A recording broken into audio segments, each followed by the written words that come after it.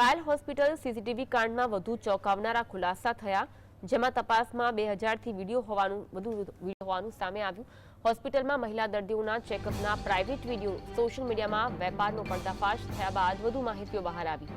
તપાસમાં 22 કેટેગરીના વિડીયો જોવા મળ્યા, જેમાં 60થી 70 હોસ્પિટલના વિડીયો સામે આવ્યા। આરોપીઓએ આવા વિડીયો થકી 8 થી 9 લાખની કમાણી પણ કરી હતી।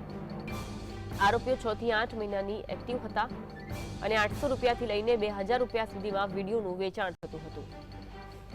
તો પાયલ હોસ્પિટલ સીસીટીવી ફૂટેજ કાંડ મામલે તપાસમાં અનેક નવા ખુલાસા થઈ રહ્યા છે। 2000થી વધુ વિડીયો હોવાનું તપાસમાં સામે આવ્યું। 22 કેટેગરીના વિડીયો જોવા મળ્યા છે અને આરોપીઓ 6 થી 8 મહિનાથી આ એક્ટિવ હતા। 60 થી 70 હોસ્પિટલના વિડીયો જોવા મળ્યા અને 800 રૂપિયાથી લઈ 2000 રૂપિયા સુધીમાં વિડીયોનું વેચાણ કરવામાં આવતું હતું। આનાથી આરોપીઓ 8 થી 9 લાખની કમાણી કરી હોવાનું પણ તપાસમાં સામે આવ્યું છે।